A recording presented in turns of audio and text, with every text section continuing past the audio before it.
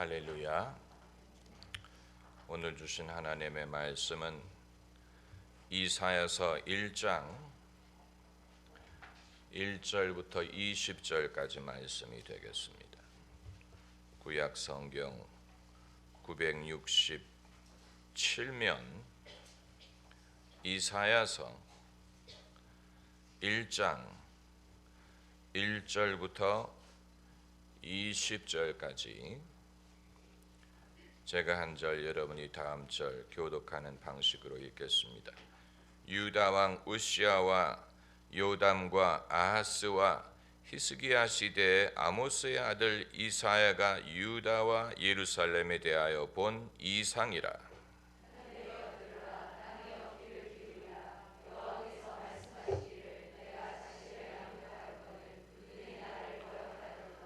소는 그 임자를 알고 나귀는 주인의 구유를 알건만은 이스라엘은 알지 못하고 나의 백성은 깨닫지 못하는도다 하셨도다.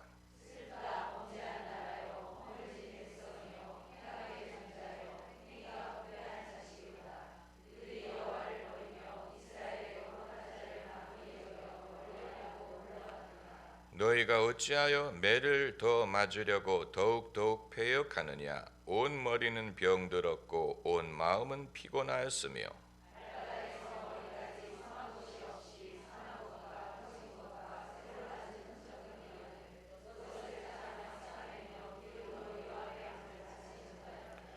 너희 땅은 황무하였고 너희 성읍들은 불에 탔고 너희 토지는 너희 목전에 이방인에게 삼키었으며 이방인에게 파괴됨 같이 황무하였고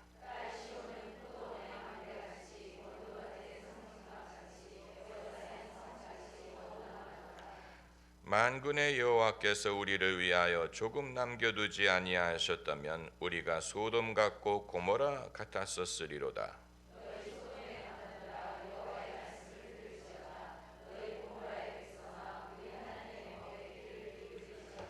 여호와께서 말씀하시되 너희의 무수한 재물이 내게 무엇이 유익하뇨? 나는 수양의 번제와 살찐 짐승의 기름에 배불렀고 나는 수송아지나 어린 양이나 수염소의 피를 기뻐하지 아니하노라.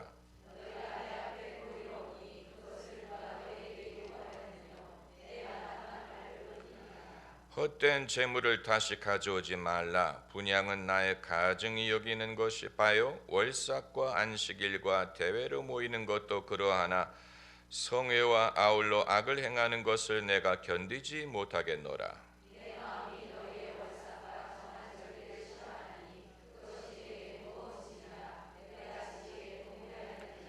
너희가 손을 펼 때 내가 눈을 가리우고 너희가 많이 기도할지라도 내가 듣지 아니하리니 이는 너희의 손에 피가 가득함이니라.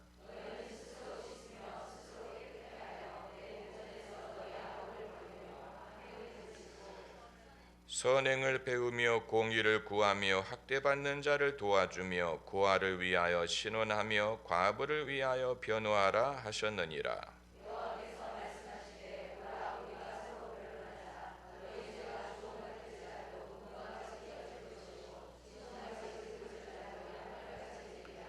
너희가 즐겨 순종하면 땅의 아름다운 소산을 먹을 것이요 칼에 삼키우리라. 여호와의 입의 말씀이니라. 아멘. 오늘부터 선지서 공부를 시작하겠습니다. 선지서는 완전히 다른 동네 분위기입니다. 우리가 차를 몰고 가다 보면 전혀 다른 분위기의 동네가 나올 때가 있는 것처럼 선지서도 이와 같습니다.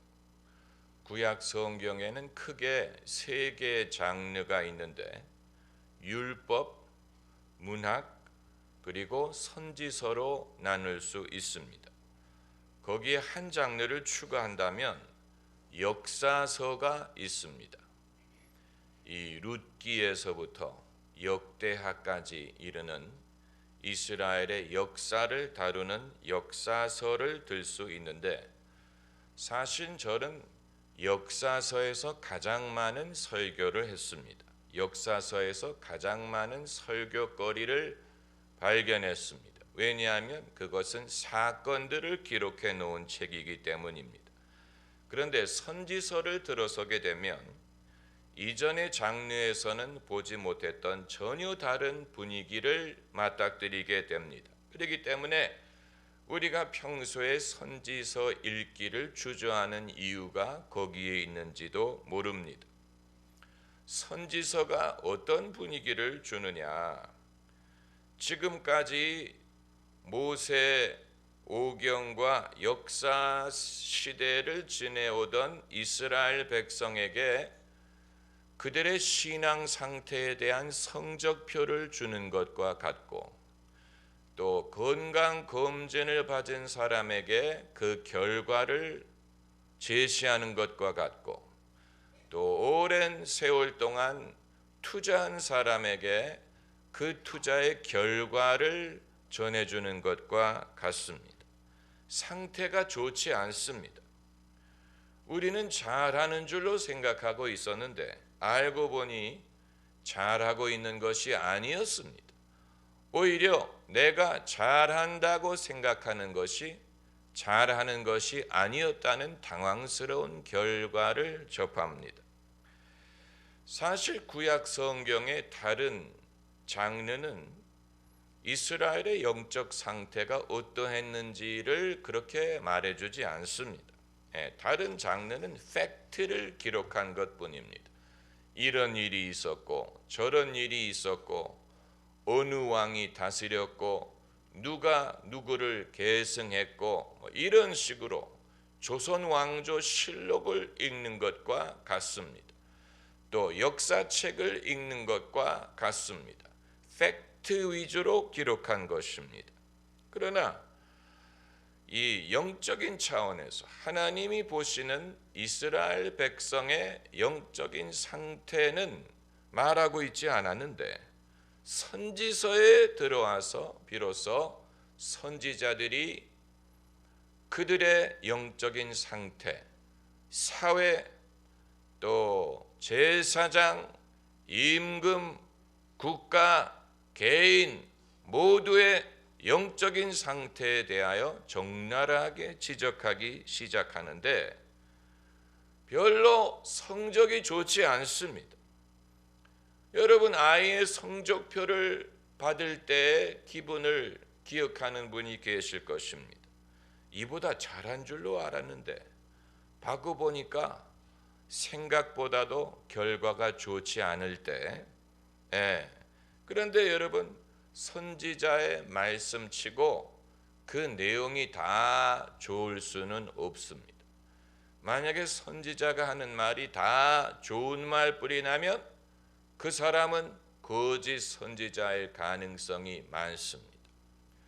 예수님도 선지자로 오신 분이기 때문에 예수님이 하신 말씀을 들어보면 듣기에 좋은 말씀만 있는 것이 아닌 것이 정상이에요.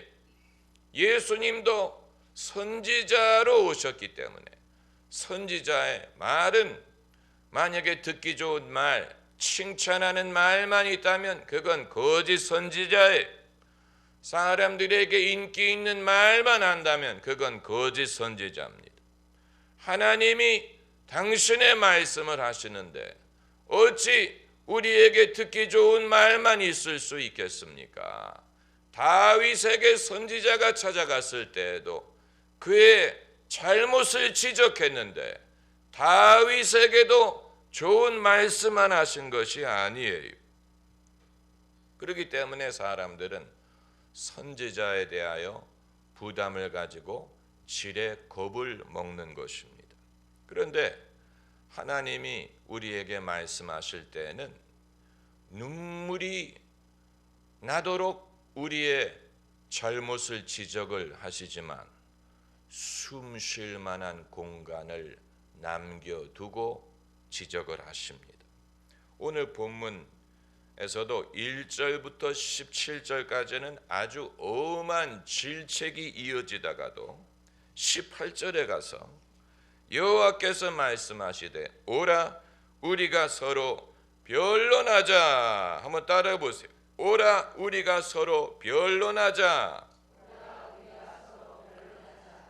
어느 누가 이런 식으로 제의를 하겠습니까? 과거에 어느 힘 있는 자가 백성들에게 오시오, 우리가 서로 변론합시다 라고 말한 사람이 있습니까? 세종대왕이 그렇게 했겠습니까?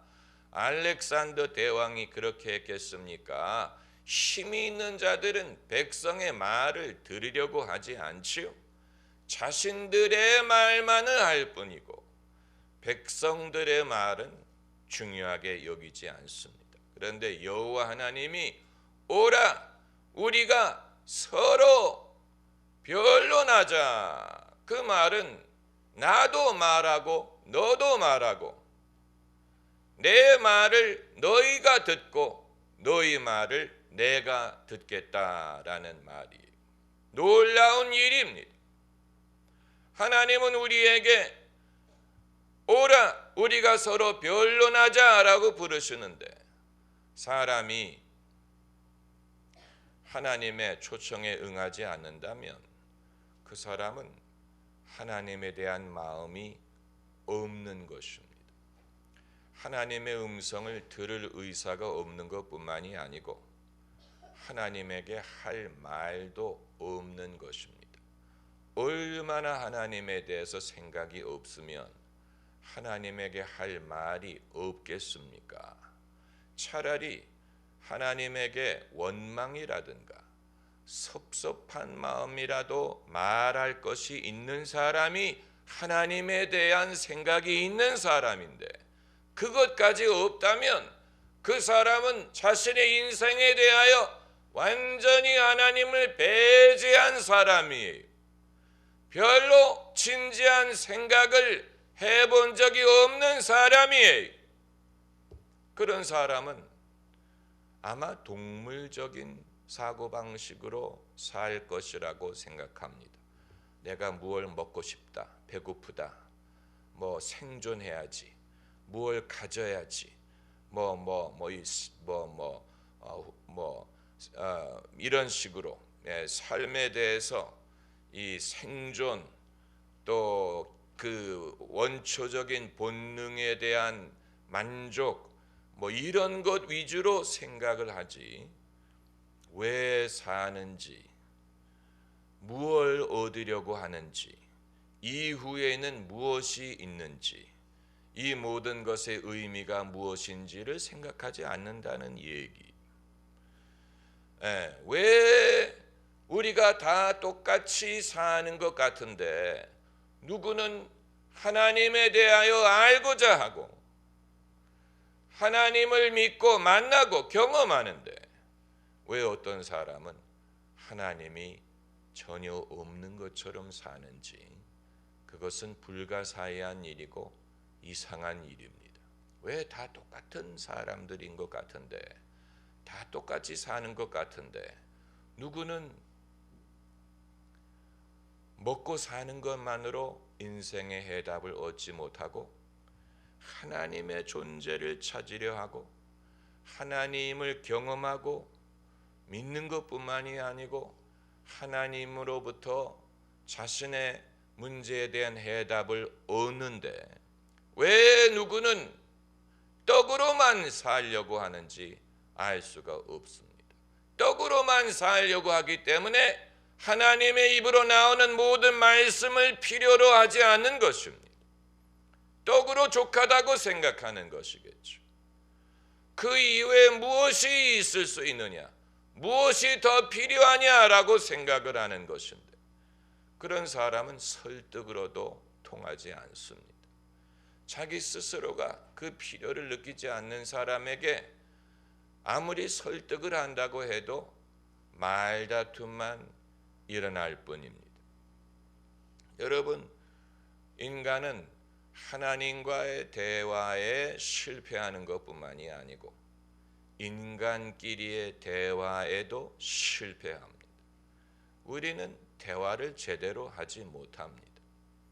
서로 마음을 열고 나누지 못합니다. 대화가 이루어지지 않는 사람들이 의외로 많습니다. 그 사실을 우리가 인정해야 됩니다. 인간은 서로 대화하는 법을 아직 제대로 알지 못한다는 사실.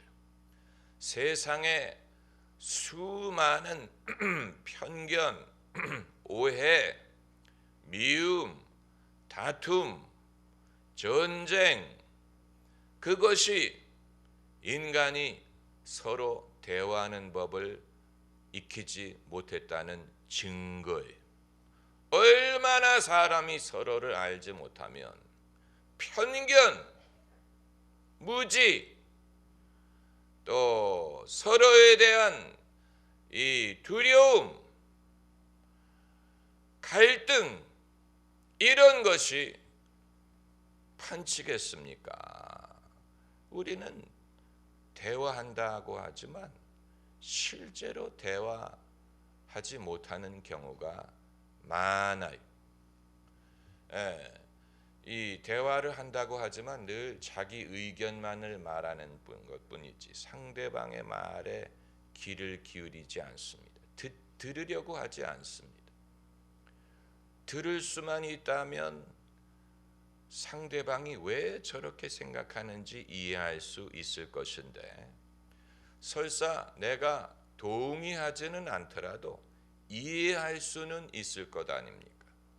동의해야 된다는 건 아니에요. 이 세상의 모든 사람들의 생각과 우리가 동의할 수 없습니다. 그건 불가능합니다.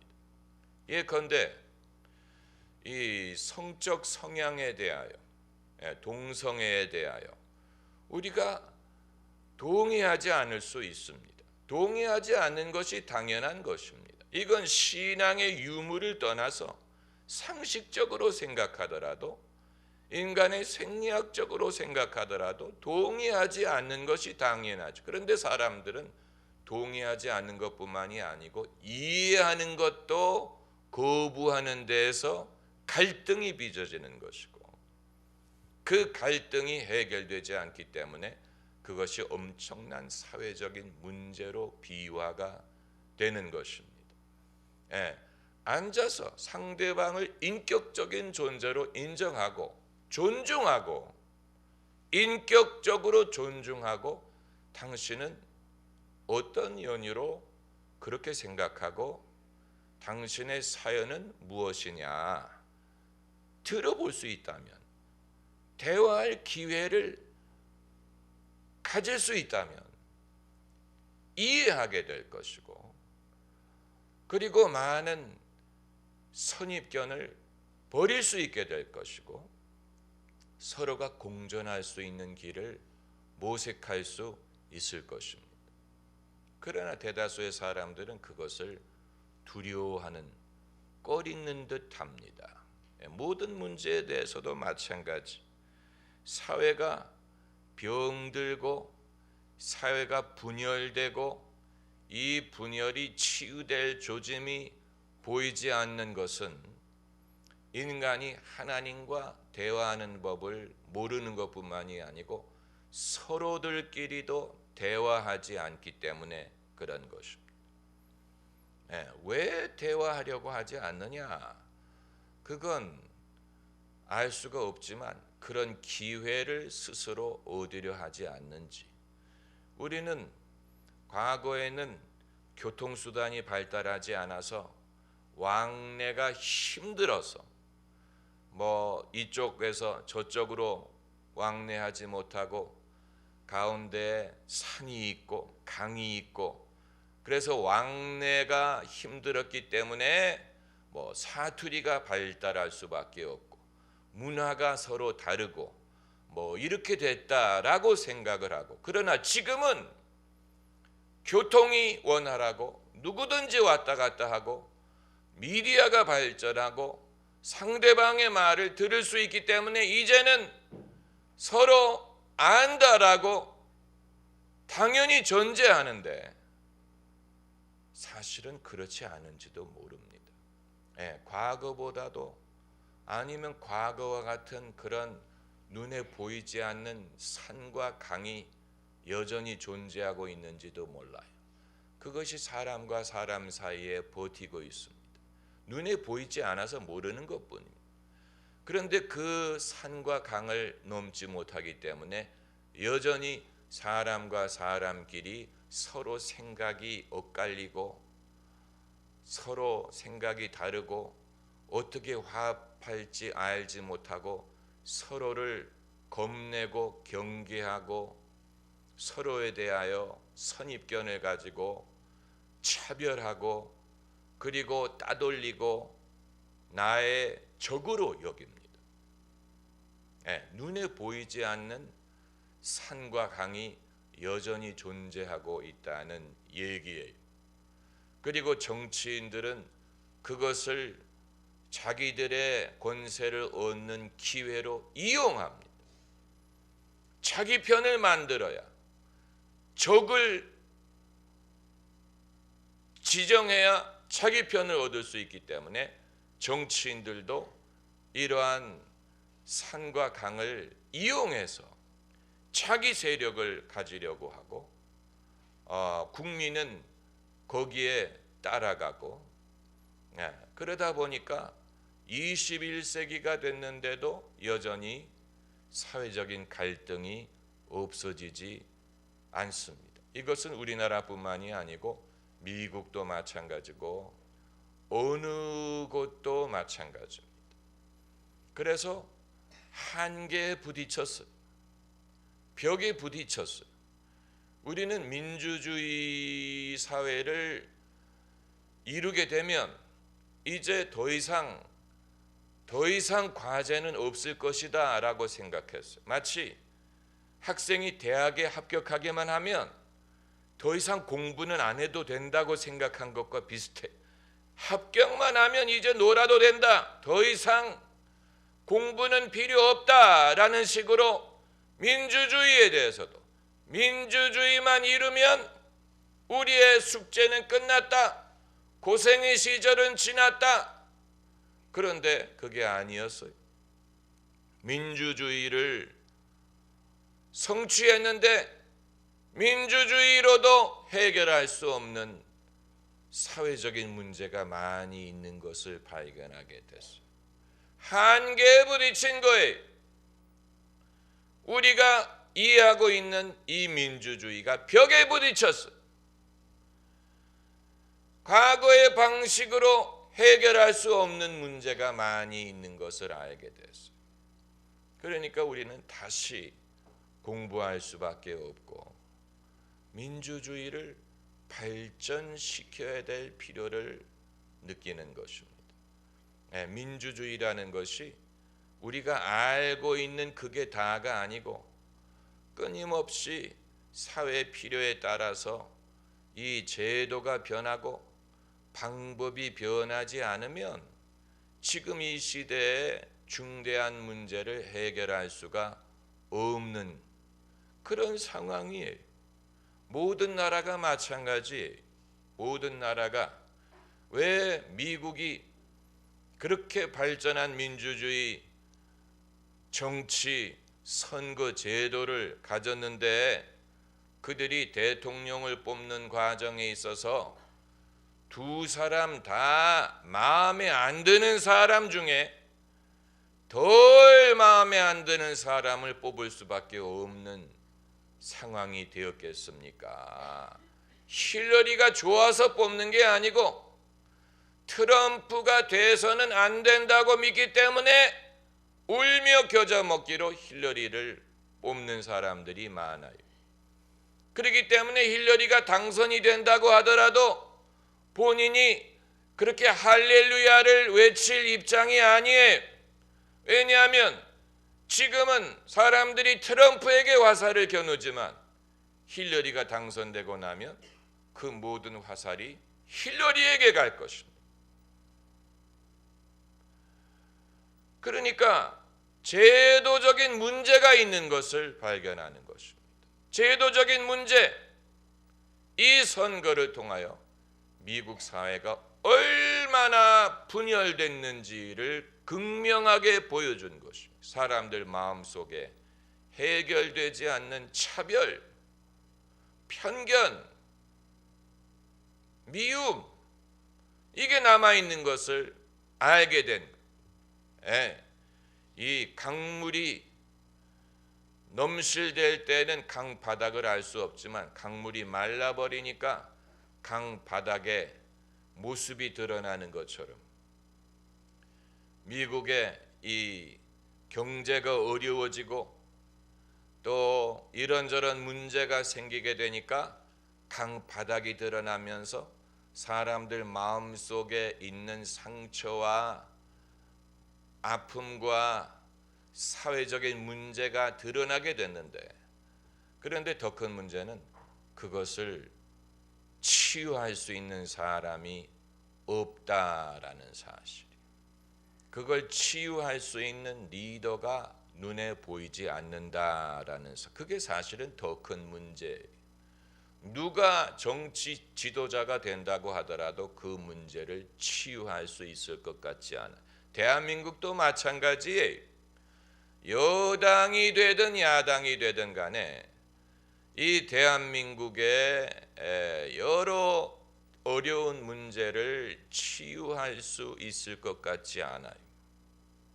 그렇기 때문에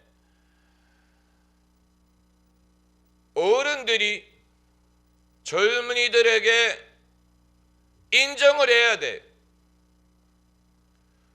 우리는 방법이 없다. 우리가 아는 방법을 다 써봤는데도 안 된다. 이제 우리는 미천이 떨어졌다. 너희 중에 아이디어가 있는 사람이 말을 해봐라. 그러나 대한민국에서는 절대로 그런 일이 일어나지 않을 것이라고 봅니다. 대한민국의 어른들은 절대로 자신들의 한계를 인정하려고 하지 않을 것입니다. 그것이 이제 선진국과 비선진국의 차이일 것입니다. 우리는 뭐 사회든 정치든 심지어 교회에서도 어른이라고 불리는 사람들이 결코 자신들의 무력함을 인정하려고 하지 않죠. 우리는 이런 방법 저런 방법 다 써봤는데도 안 된다. 이제 우리는 미천이 떨어졌으니 너희의 의견을 들어보겠다. 이렇게 하려고 하지 않지요. 그렇게 하려고 하지 않습니다. 그렇기 때문에 변화가 일어날 수 없고 소위 이노베이션이 가능하지 않은지도 몰라요. 아마 삼성전자가 계속해서 삼성전자에 대한 얘기를 하는데, 삼성전자의 가족이 일하시는 분 뭐 민망합니다만 할 수 없어요. 삼성전자가 부딪힌 문제가 그런 문제인지도 몰라요. 기존의 경영진이 또 그 회사의 그 리더들이 이 미천이 떨어졌는지 몰라요. 이런 방법 저런 방법 다 해봤는데도 문제를 발견하지 못하는 거예요.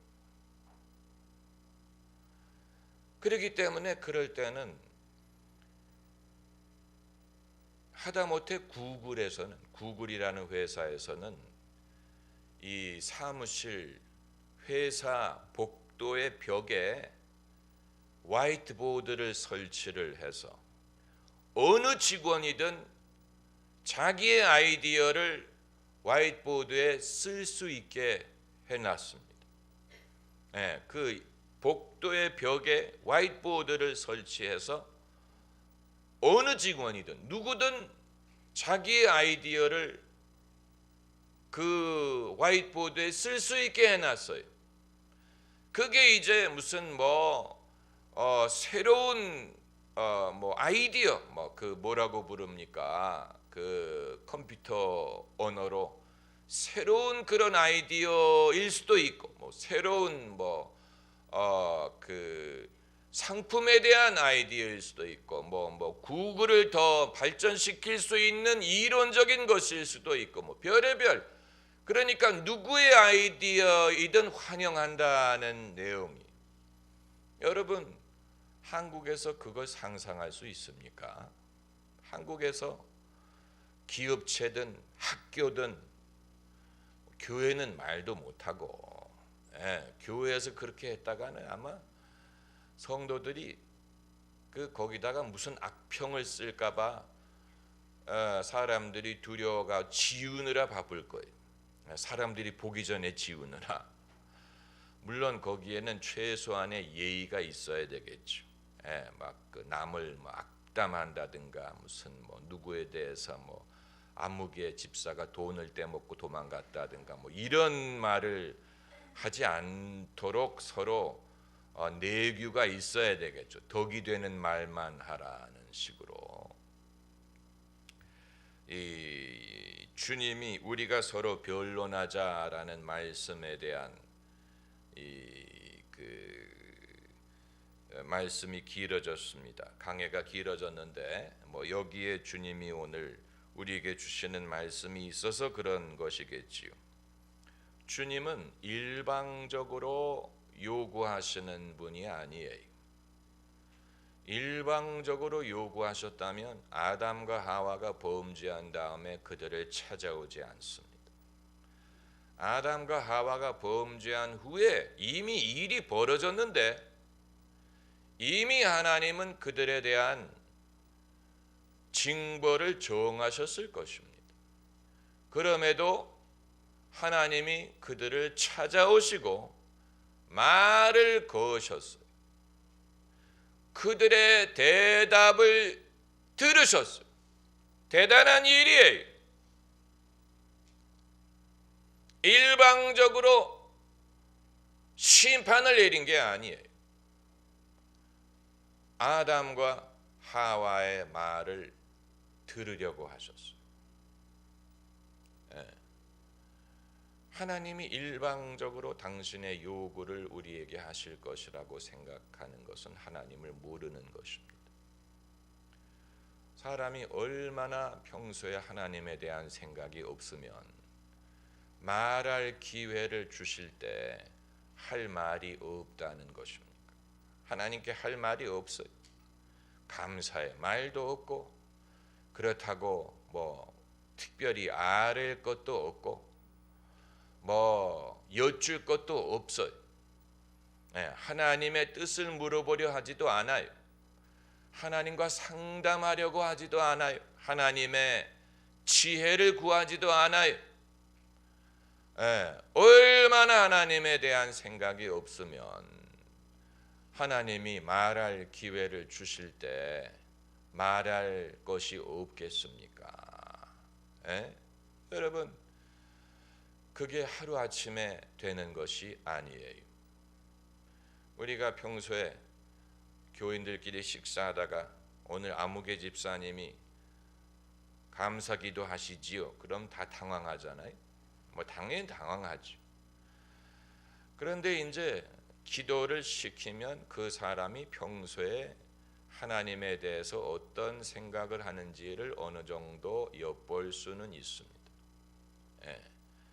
그거 엿보기 위해서 기도를 시키는 건 아니지만 사람의 진실, 그 사람의 진실을 우리는 알고자 합니다. 그 사람이 마음속에 무엇을 담고 있는지, 무슨 생각을 하고 있는지,